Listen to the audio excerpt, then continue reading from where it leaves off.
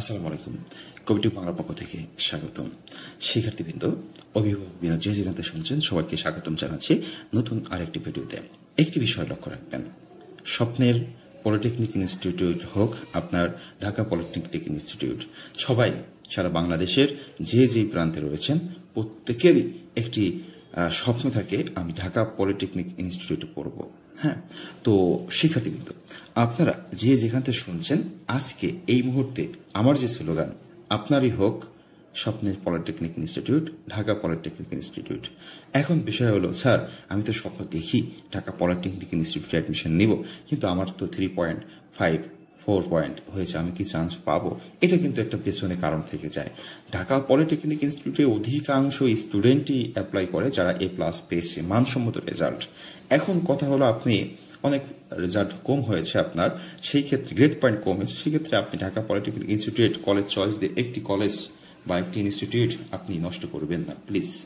তো ঢাকা পলিটেকনিক ইনস্টিটিউটে যেহেতু সবারই একটি আশা থাকে, সবাই চায় এখানে অ্যাডমিশন নিতে দূর দূরান্ত থেকে, সেই ক্ষেত্রে যাদের রেজাল্ট একটু মানসম্মত তারা অ্যাডমিশনে অ্যাপ্লাই করবেন। শিক্ষার্থী, কিন্তু আমি বলেছিলাম একটি ভিডিওতে আমি দেখাবো কোন পলিটেকনিক ইনস্টিটিউটে গতবার লাস্ট সর্বনিম্ন কত পয়েন্টের মতো অ্যাডমিশন চান্স পেয়েছে বা ভর্তি হয়েছে, সেটা নিয়ে আলোচনা করবো। শিক্ষার্থী, আজকে যেহেতু আপনার স্বপ্নের ইনস্টিটিউট ঢাকা পলিটেকনিক ইনস্টিটিউট, সেটা নিয়ে একটু আলোচনা করতে চাচ্ছি। দেখেন, ঢাকা পলিটেকনিক ইনস্টিটিউটকে DPI বলে সংক্ষেপে। এটি একটি নীতিবাক্য আছে যেটি প্রযুক্তি প্রগতি ধরন, এটা অবশ্যই সরকারি, আর এটি প্রতিষ্ঠিত হয়েছিল 1955 খ্রিস্টাব্দে, সেই পাকিস্তানি আমলে, ইস্ট পাকিস্তান আমলে। আর শিক্ষায়তন ব্যক্তিবর্গ 130 জন আছে, আর শিক্ষার্থী ধারণ ক্ষমতা আমরা জানি 6200। তাছাড়া এটা অবস্থান ঢাকাতে, যেটা তেজগাঁও শিল্প এলাকায় ঢাকায় অবস্থিত। আর শহরে এর প্রায় 27.63 একর জমি রয়েছে, আর রং হচ্ছে সাদা বিল্ডিং এর। তাছাড়া এর একটা ওয়েবসাইট আছে dpi.gov.pd। এখন যদি আমি একটু আরো খেয়াল করি, ঢাকা পলিটেকনিক ইনস্টিটিউটে আপনার যারা স্বপ্নের পলিটেকনিক ইনস্টিটিউট, এই জিনিসটা ইতিহাসটা একটু পড়ে নেবেন। ঢাকা পলিটেকনিক অবস্থান সেটাও আপনি যদি ওয়েবসাইট যে ম্যাপ আছে ম্যাপে দেন, তাও এই ওয়েবসাইটটাই চলে আসবে। তাছাড়া ঢাকা পলিটেকনিক ইনস্টিটিউট যোগাযোগ ব্যবস্থা, আপনি যোগাযোগ করতে পারেন ঢাকা পলিটেকনিক ইনস্টিটিউটে, অথবা ইমেইল করতে পারেন এই ইমেইল নাম্বারে, অথবা ওয়েবসাইট অথবা ফোন নাম্বারও দেওয়া আছে, আপনি চাইলে যোগাযোগ করে নিতে পারেন। ঢাকা পলিটেকনিক ক্যাম্পাস, এখানে একটু খেয়াল করে দেখেন যে মূল ক্যাম্পাসে রয়েছে 4 তলা বিশিষ্ট একটি ভবন, অফিস, লাইব্রেরি, আধুনিক যন্ত্রপাতি সমৃদ্ধ একটি বড় ওয়ার্কশপ ভবন, জিমনেশিয়াম ও ল্যাবরেটরি এবং 500 জন ধারণ ক্ষমতা সম্পন্ন একটি অডিটোরিয়াম। এছাড়া রয়েছে দক্ষিণ পাশে একটি মসজিদ ও একটি শহীদ মিনার, উত্তর পাশে সোনালী ব্যাংক, আর ঢাকা পলিটেকনিক ফিল্ড ক্যাম্পাস হতে একটু দূরে অবস্থিত। দেখেন, আপনি যেহেতু অ্যাডমিশন নিতে চাচ্ছেন ঢাকা পলিটেকনিক ইনস্টিটিউটে, সেই ক্ষেত্রে আপনার কিন্তু অবশ্যই জানা উচিত এখানে কি কি আছে। আপনি এমনিতেই আপনার স্বপ্নই ঢাকা পলিটেকনিক ইনস্টিটিউট, কিন্তু আপনি ঢাকা পলিটেকনিক ইনস্টিটিউট সম্পর্কে জানেন না, এটা কিন্তু মেনে নেওয়া যায় না। শিক্ষার্থী, ডিপ্লোমা কোর্স টোটাল আছে হচ্ছে এখানে 11টা। তার ভিতরে অটোমোবাইলে 100, আর্কিটেকচার 100, সিভিলে 200, কেমিক্যালে 100, ইলেকট্রনিক্সে 100, ইলেকট্রিক্যালে 150, কম্পিউটারে 100, রেফ্রিজারেশনে 100, ফুডে 100, এছাড়া আছে এনভায়রনমেন্টাল 50, মেকানিক্যাল টেকনোলজি 150। ওকে, কোর্সের সময়সীমা অবশ্যই 4 বছরের কোর্স হয়ে থাকে। এছাড়া কারিগরি শিক্ষা বোর্ডের আন্ডারে শর্ট কোর্সও রয়েছে। ভর্তির যোগ্যতা, এটা কিন্তু আমাদের মূল বিষয়। ভর্তির জন্য আপনি জাস্ট আবেদন করতে পারবেন 3.5 পেলে, হ্যাঁ, কমপক্ষে। আর ম্যাথ, কেমিস্ট্রি, ফিজিক্স, এতে আপনার ইংরেজি, এতে 3 পয়েন্ট পেতে হবে। হ্যাঁ, তাহলে আপনি ভর্তি ফর্ম পূরণ করতে পারবেন। কোটা, সেটা হচ্ছে এখানে ডিপার্টমেন্টাল আসন সংখ্যা 20% হচ্ছে মহিলা কোটা। তার মানে আপনারা যারা মহিলা আছেন 20% হচ্ছে মহিলা কোটা পাবেন, 15% ভোকেশনাল কোটা পাবেন, 5% প্রতিবন্ধী কোটা পাবেন।